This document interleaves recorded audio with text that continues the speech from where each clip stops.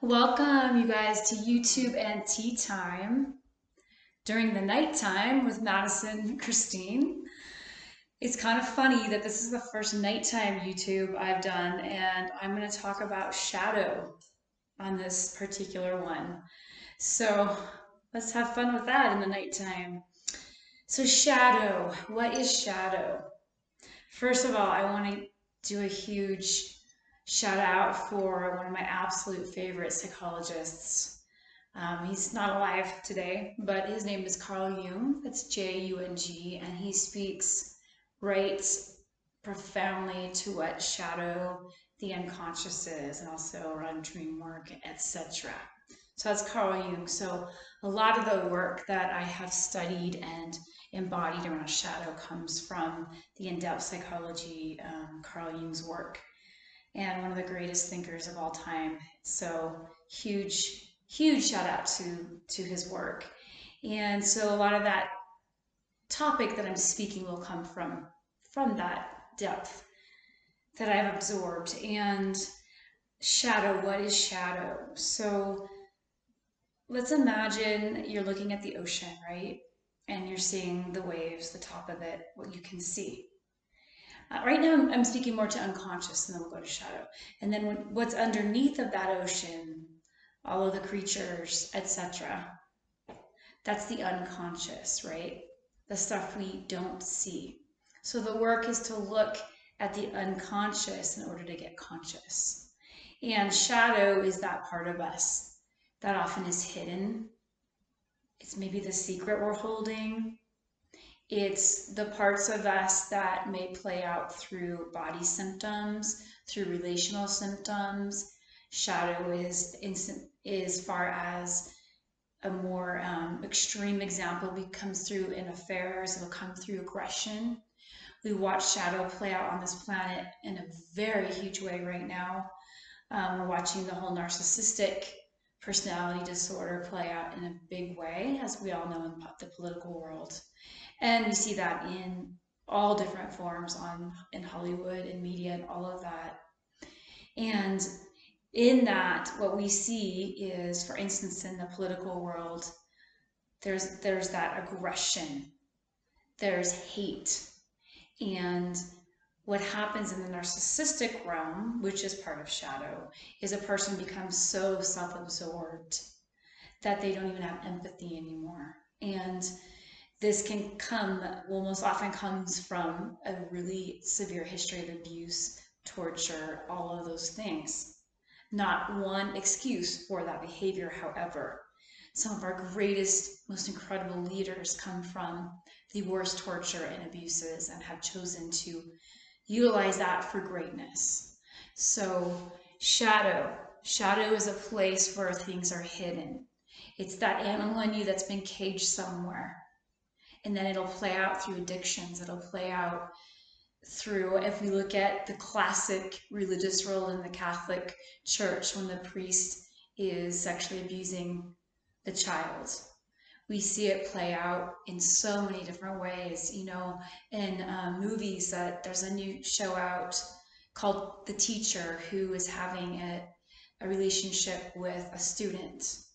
Coaches that are being sexual with younger girls, that type of a thing. Those are extreme examples of shadow. Okay, so it's a big deal. It's a powerful energy to get in touch with if one wants to be whole, if one wants to have a richness in relationship, and wants to have a very rich sexual and sensual relationship in their life. Looking at shadow can truly bring a much more in-depth and meaningful and delicious and sexy and sensual experience when brought into consciousness. When shadow is not brought into consciousness, we see the examples that I expressed, and there's so many more you guys can add to that list. And it can get extremely dangerous, like that narcissistic shadow I was talking about, as we all know. So dangerous if it doesn't get faced. And that's why there's been so much fragmentation and so much pain on this planet. So I like to encourage deeply to look at one's shadow. It is literally, all it truly is bringing light to that which is unseen, and those unseen parts of us, right? It's a lifetime process to integrate these shadows. It's a medicine when we make friends with that shadow. Because what's the positive side of a shadow? When made conscious, it enriches our life. It gives us knowledge as to what we want and desire, truly desire in relationship on all levels, need, versus what we don't want. That's why a lot of this takes time to cultivate. And it's quite natural to be, in your teens and 20s and 30s, working out. Let's look at the relationship example, working out these kinks, right? It's quite natural to experience the affair or the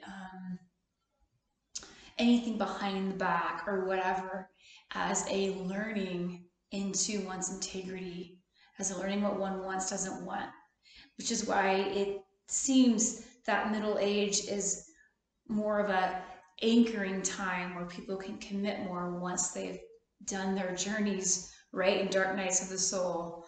And that's what can create a really beautiful, powerful relationship that includes all these different aspects.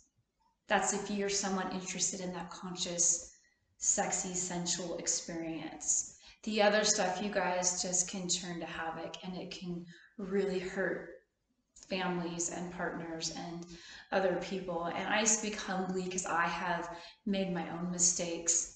The thing that I so value about my own self and my self-respect is that I learn from them, and I learn fast, because I definitely have not come onto this planet having any desire to hurt anybody. But I have had unconscious things naturally, like we all do, that I needed to face in more of a wake-up call. And now I have a lot more depth and wisdom of how to navigate in relationship and in life in a very conscious and courageous way, where I just wouldn't even think of not being forthright in any area of my life at this point, because I know the consequence, right?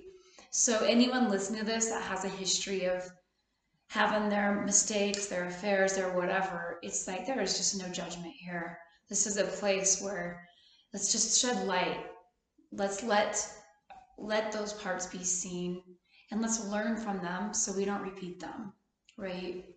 So shadow is an amazing energy to contact because it will free up so much energy in our lives to allow us to create a much more fueled life of fun, again, of that creative, sexual, sensual, however that plays out for you with your own self and with others, right?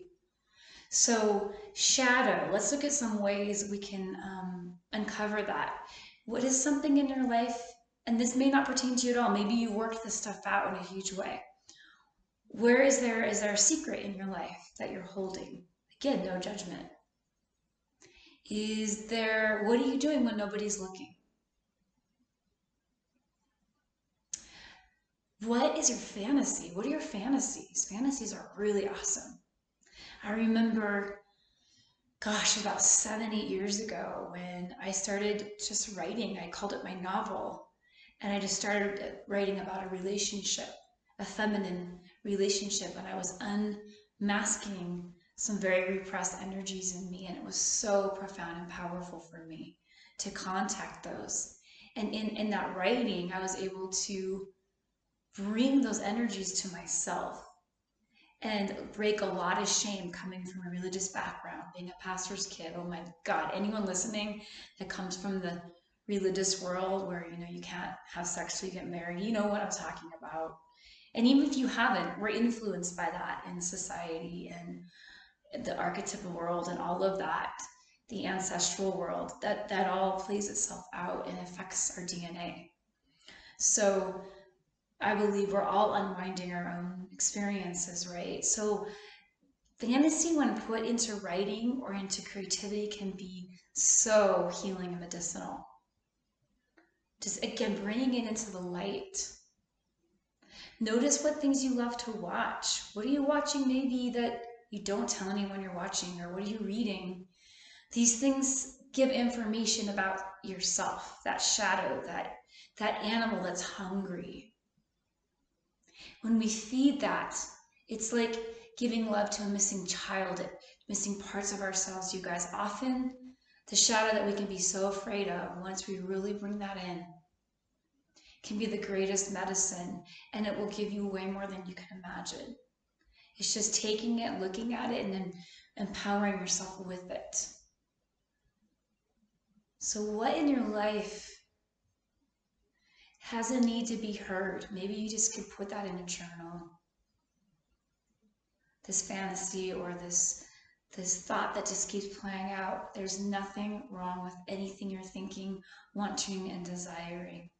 It just gets scary and it can get dangerous when not given your attention. Or you can find a therapist like myself where you can just be so safe to be heard and let that energy be seen and heard, a part of you that's needing that attention, that love, whatever it is. Now, and I'm not talking about necessarily, the intoxication of an addiction. This is a bit of a different topic.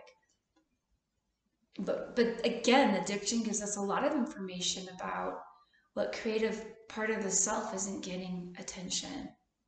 What part is wanting to feel good and is needing to learn how to feel good without the substance. This is all about directing creative energy, you guys. And none of it's wrong. But what happens when it gets played out unconsciously, it can be very destructive and hurtful. And if we get honest with ourselves, you guys, we're human. We've all had different places we all have shadow. Another really good example is a healer or someone who's a preacher or whatever, someone who's online all the time or is out in visibility and preaching all about the good stuff, and then behind the scenes is caught for, you name it, pedophilia, affair, whatever that is. That person is not allowing themselves to play out something consciously. The sexual side's getting shut down, shut off, and it's gonna come out in any of us. Or the good girl that you find out all of a sudden that she just did something so unexpected, or had a suicide or whatever, and you thought that she was like the most popular whatever girl in school. These things are shadows. Somewhere in these people, they didn't feel permission to be who they are. That's why as parents, it's important to really honor all these different aspects of self, right? So, shadow. What is a shadow in your life that needs attention? And also, it's so exciting, you guys, when you undo those things, because it'll bring so much energy and juice to your life. So I'm going to end with that. Thank you so much. It's so funny we have that topic in the nighttime together. And I hope you have an amazing evening or morning or whatever. I'll meet you all on the flip.